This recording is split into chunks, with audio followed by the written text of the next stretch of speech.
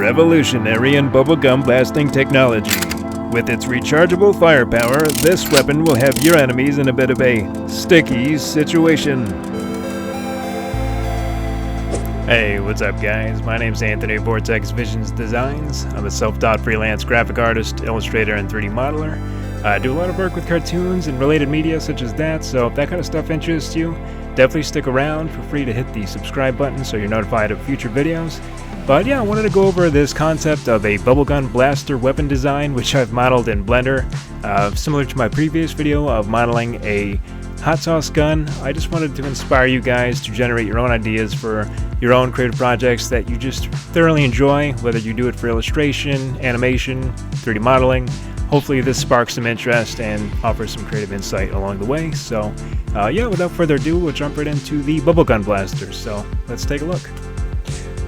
So to start, I'm blocking out the basic shapes of the design based on the concept sketch. Try not to get too lost in the intricacies of the model, as I'll be refining them more towards the end. This is part of the Eat or Die series, by the way, which is a food-themed universe I've been expanding upon since 2018. It involves a slew of food-related characters, weapons, assets, levels, and a whole bunch more. But yeah, slowly but surely piecing together the ideal structure of what defines the series, and it's just been a fun and worthwhile journey ever since.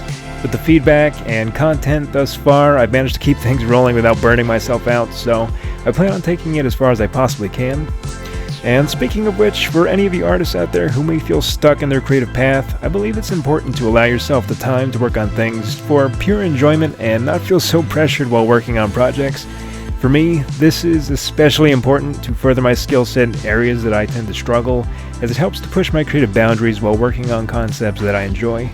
And that goes without saying, we can't give what we don't have, and by that I mean not to overexert yourself while working on commissions or just handling life in general. By having that time to enjoy the freedom without pressure is crucial for the creative flow, and will also allow you to jump back into work feeling refreshed or revitalized, so something to consider perhaps. Anyway, with the last 2.5 years of using Blender, I've learned so much within that time, and it's just crazy to think about how much progress can be made if you stay persistent in the learning process. I've even had the opportunity to work on a few video game levels and 3D prints, as well as using Blender for product design and mock-ups, but I would say I'm still pretty far in my journey when it comes to modeling, and that's okay because I think there's a lot of value to the program and the type of content that I tend to produce. So my thought process for this concept was essentially a ranged weapon that uses multi-purpose dual blasters. I figured one would shoot regular gun bullets and the other a formulated sticky blast, and I thought that would allow the player to trap their enemies in place and shoot them down, and I just figured it would be a fun and intuitive design should the player encounter a wave of enemies, not to mention the idea of using it for overcoming various obstacles perhaps, such as interactive elements where one would need to use the sticky blast to further advance a level, and maybe the right side crank would need special coins in order to take advantage of the sticky bombs. So I was also thinking maybe side quests or just general encounters throughout the adventure would allow you to pick those up and use those. But yeah, growing up on multiple generations of video games, whether it be handheld or console, I've learned to love the unique concepts that offer a memorable experience, and the Eat or Die series I feel helps fulfill that vision by offering an immersive and stylistic approach. But yeah, maybe you're here because you liked the video thumbnail and wanted to learn how to make the bubble gun, but if you haven't figured it out by now, I more so wanted to offer the same type of inspiration that I had growing up with playing these wide assortments of games, and just helping you to potentially generate your own creative ideas for your own various projects. So when it comes to creating a weapon design, I like to think about how it would be used, and it doesn't have to make sense in terms of realism, but it's fun to just generate ideal concepts where one could utilize certain weapons or characters for various levels or situations.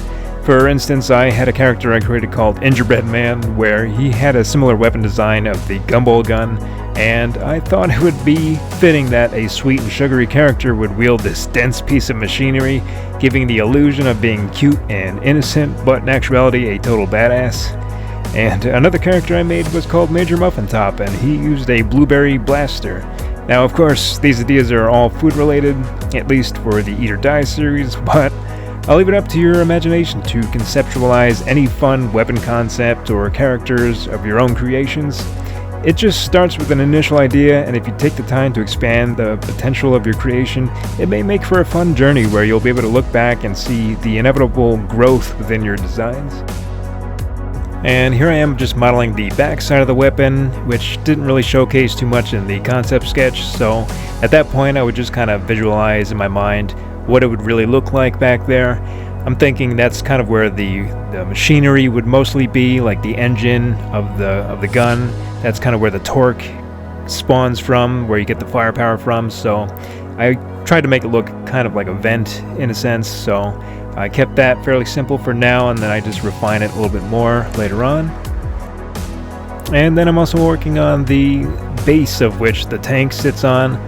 You know, I initially didn't have this in the concept sketch as well, but I think at that point when you have that reference, you can kind of just use your creative ability to think what might work. So I went for like this protruding looking pattern, I guess you could say, and I like the way it looked, so I just kept it as it is. So then I moved back onto the crank, or the lever, I guess you could say, where I gave the handle more of a wooden texture, because I didn't want this to be entirely comprised of metal.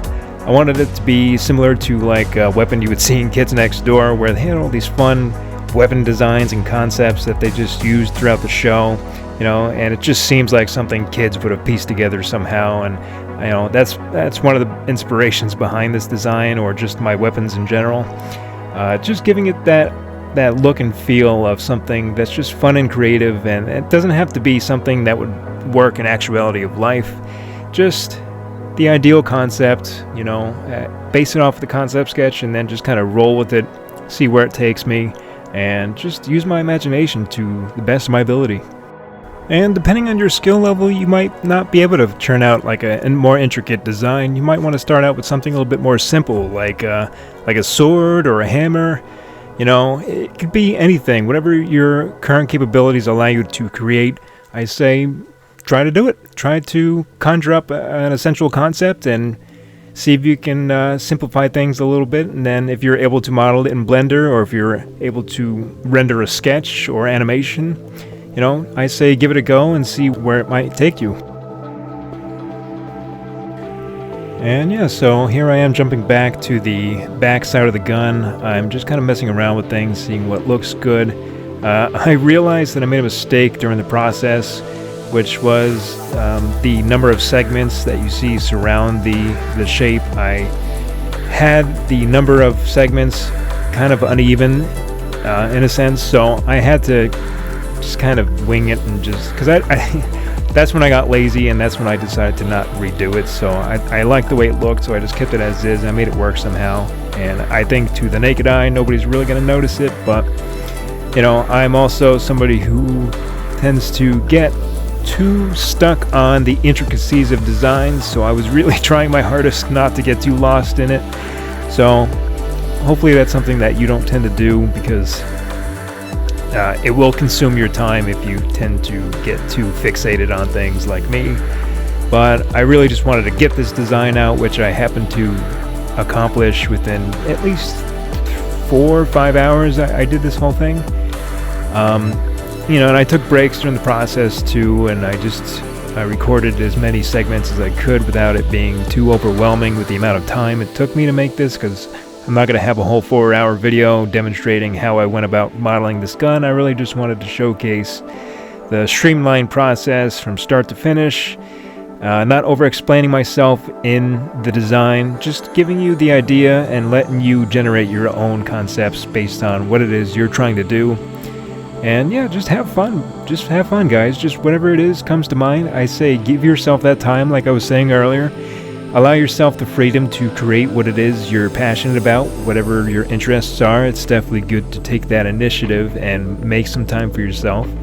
And trust me, I know it's not always that easy. It's easy. What they say, it's easier said than done, because for me, you know, I'm pretty busy. I work almost a full-time job, and I do commissions for the other half of my job, and you know, it doesn't leave me with a lot of time for myself. But whenever I do have that slight opportunity, I make sure that I take that chance and I go about working on things that I just generally enjoy. So with that said, hopefully you guys really enjoyed the process of this bubblegum blaster. Hopefully it helped you generate ideas of your own concepts you might want to try to work towards. And like I said, just give yourself some time, give yourself the freedom. If you can pencil it in your schedule somehow, some way, definitely take the initiative, because it will be a worthwhile venture in the end, and no matter what, you'll always gain progress. So again, thanks for watching. Hopefully you made it to the end of the video, and if you did, I appreciate it so much. If you have another fun concept idea, leave a comment below and I'll check it out, and maybe you'll see it in an upcoming video. So yeah, anyway, thanks for watching, guys. Until next time, I'll catch you on the next video. Alright, peace out.